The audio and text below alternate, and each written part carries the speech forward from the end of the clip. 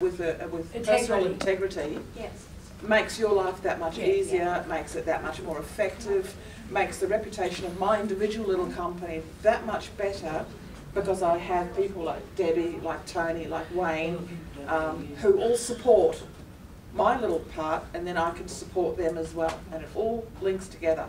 absolutely. We are not islands. No, you We're the can't A-team. Gather yourself an A-team. Speed dial. Speed dial, like Tony was saying, 1 o'clock in the morning, you know, somebody's phoning up from Perth saying, how do you fix this? I can't get the monitor. He's in Perth, Tony's in Brisbane, speed dial. And Tony will help, because he's done that for me. Any questions, guys? Actually, there's more things on the list, but... I just want to make a comment about something I like. The bit that Tony did for putting together how long it takes to set up a stage.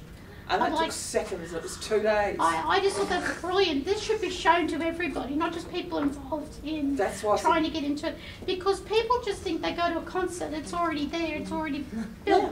You put 2 or 3 bits together, it's put together. It doesn't work that way at all. No. It takes days of people to set it up. People just don't really understand or realise. I mean, it's not their business to have to understand it, but it's just... You've got to go into events yourself. I mean, this is one of the reasons why I really wanted to have my friends come here today, was to give you guys an understanding of what it really is like, what it actually takes behind the scenes.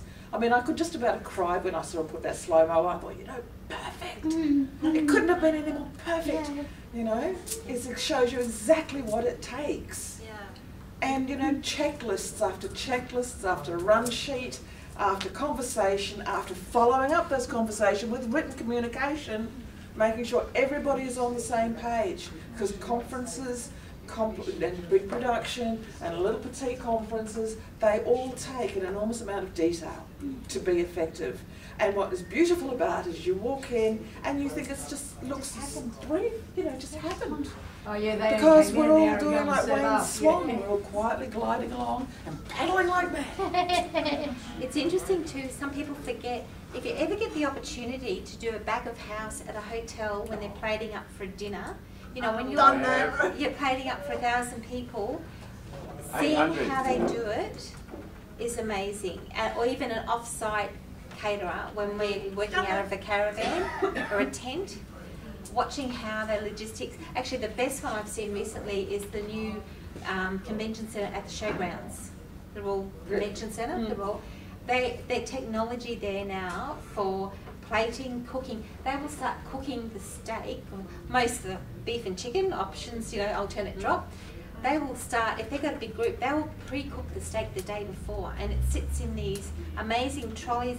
It's all gets plugged in, wheeled into, and gets chilled to a certain temperature. It's just incredible.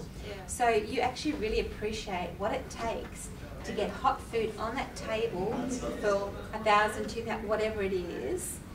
There's a lot that goes in, and you actually really understand what's everybody's piece in putting it together. There's a lot of it. You're saying about where they had the colouring pencils and that? Yeah. I helped my cousin organise her daughter's 21st, and she wanted something different. Because a lot of our family have kids, and I've got 18 grandchildren, and all this sort of thing. So, you know, they're all bringing their children and grandkids and that. And so what I suggested to them was, yes, the colour-in pencils, but you know the butcher's paper? And what we did is we actually they took it to a print mob, and they got like pictures printed on this butcher's paper. And it wasn't just the kids. Everybody. We've done a lot of art things for the adults actually, and they love it. They love it. We've had make your own name badge. We've done trivia nights. Table. Yeah, this is her 21st. Christopher, what was your question? I know. I was just going to say that, as Deb was explaining before, that people have been in hospitality, because I've been there for 20 years. What she was actually really explaining is all that alternate drop in the food situation. They call that sequence of service. So they go through a sequence. So the alternate drop. So, and then all the table settings and that sort of stuff. There's a lot to it. There's a lot. Funny, we take it for granted we have alternate drop at functions, you know, you go to a dinner and there's 2 options. I did an event in Sydney and I had delegates from 34 different countries, and they looked at me and they're sitting around and I thought, how come he's got the beef and I've got the chicken or whatever it was? I said, oh, that's what we do. But overseas they don't do that. It's just something that we do. And he thought, well, hang on a minute, am I not as important as... It was quite funny, and I did not think of that. But every day we learn. Well, overseas, you get one meal, that's it, everyone gets the same. Well, that's when the waiters actually come to the table, and that's where we say, well, if you don't like what you have, then you sort of watch yourself at the table. That's it. Change, that's up to you. Yeah, just that's the purpose of that. And that's what we do. We just do that automatically. Are you happy with that? Yeah. But overseas, they don't do it that way. They just get one dish and that's it. Yeah, that's it. Overseas, they don't have the food requirements anymore. You know, basically, everyone gets they don't have all of the lists now. With, you know, we can't eat this, can't eat this. You know, there's lists and then there's lists. Hotels now are starting to charge more. If you have over a certain percentage of special dietaries, they will charge more. I had a group for females, 80 out of 120 had dietaries, which is getting ridiculous. And most of them preference, not allergy. They're just, oh, well, I don't really feel like a piece of chicken today. Can you make me a piece of fish? Fish is not on the menu. You know? I can actually relate to that because I used to work with one of the RSLs up at Priory and the Pacific Harbour Golf and Country Club there. And they can charge, and they do this, because I saw it firsthand, up to 20% more on top of it if you have a dietary requirement. They're just getting nothing off it. Yeah. Before it was dietaries, now it's preference of what you prefer to eat. But people aren't going to tell that it's preference. They're not going to say. No, they just say this is what I, you know, and hence you're getting these huge long dietary lists now. And the venues are starting to get a bit jacked from the chefs and say, well, hang on a minute. Don't blame them. Yeah, no, they've got to make a lot of meals. No. Separate meals. Yeah. Right, I think I'd like to just round off this day with just one more round of applause for Debbie. And then, before we wind up, I just want to say a few thank yous. Thank you to my manager, Christine, for letting me fly with this event and saying go ahead and do it. And I really want to say really big thank you to everybody, to Aaron, to Naomi, to Pushpa, who's left unfortunately for the day, to everybody for supporting me and for making this such a fantastic day. I really appreciate your participation and support. It means a lot. And can I make a thank you? Sure. To all students who are distant and come from other campuses for coming joining us today. Thank you. Yes. You're probably going to say that too. I was too. You've done it nicely for me. So I appreciate that you all came and that you all participated. And I'd like to end up the day with a quick round table. I'd like each one of you to stand up for a moment and tell me one thing that has made today memorable. All right, Moses, starting with you. Setting up for a concert is really hard. Okay. Who's next? Let's just move around the room, okay? It would be learning what actually goes on behind the scenes that you don't see. Right. The things that you, as you said, you walk into a concert and just assume that that's there. You don't realise what all behind the scenes. How much it's taken to set it up to make it look that way. Chrissy? I don't think it's something I've learned today, but something that everybody's put into my head is being flexible and working as a team. Absolutely. Very important. It helps to keep your sanity. I do keep forgetting your name, sorry. Lena. I'm sorry, Lena. That's all right.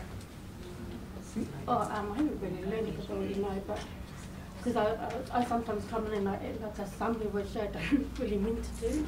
Yeah. But I like to, what I like about today is interact with everybody else. Lovely. Actually, learning. I just met a few new people. Excellent. See, Debbie, your team building has introduced Lena to a few other friends here. Okay, Steve. Importance of building relationships within the industry. Yeah. I like the slow-mo. I like that slow-mo thing there. That was fantastic, wasn't it? It was really good. Okay, Deng?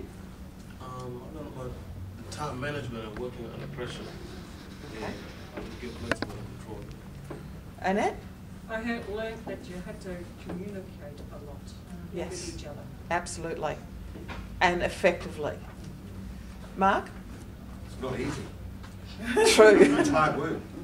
But you know, I think if you, like you say, the A team, you surround yourself with the right people, you can't. Absolutely. Christine? You have to listen and communicate. Yeah. What I would say. Robbie? All the hard work that goes into setting an event, just the likes for today itself, the hard work that's been put in to get this organised and all that sort of stuff. And we should be the ones that are appreciating you for doing what you did. Thank you. Kathy?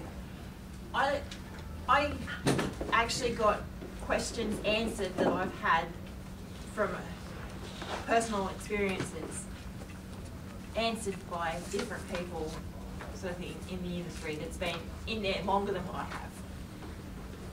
Vivian? Everyone works together on a united front. Absolutely. That's what our multicultural day That's it. Going to be. Wendy?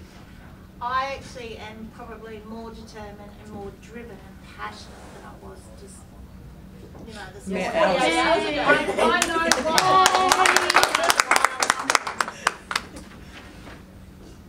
Oh, I've forgotten your name. I'm so sorry. Manok, thank you.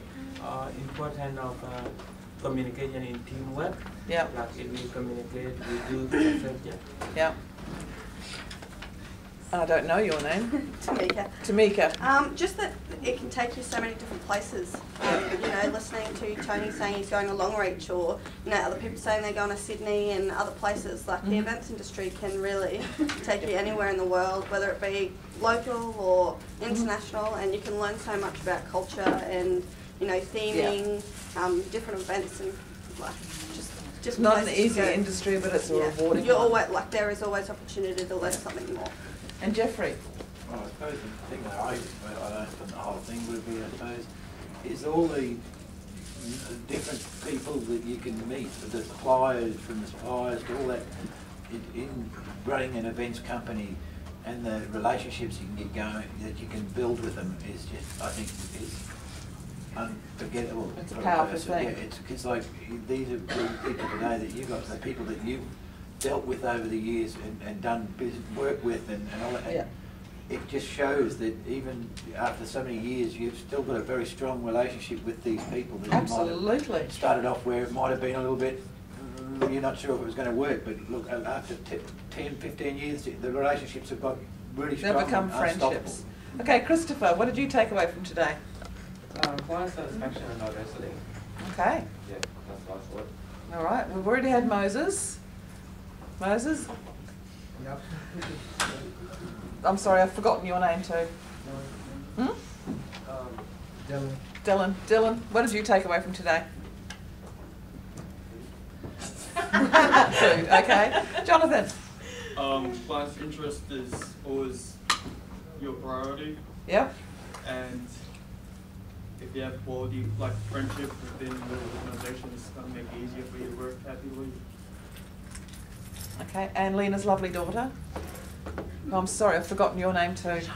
Shona. Shona, thank you. I'm getting better with my names. I do apologise. There's a lot of them. What I've learned is that it's actually more than what you expect with a planning an event.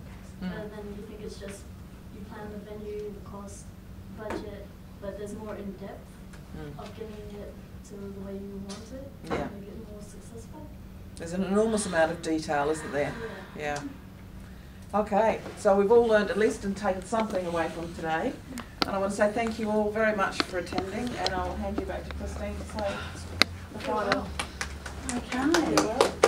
Wow. Wasn't it a good day? Did you enjoy that, guys? Yes. I found it very, very informative, and we are so lucky, so lucky to have Louise here as our events tutor, and so lucky that she's got her little network of friends. And I'm sure that she'll be setting up some more showcases and things like that in the future for you. Yep. And I really, really appreciate our guest students that have come along to visit our lovely campus here at Goodna.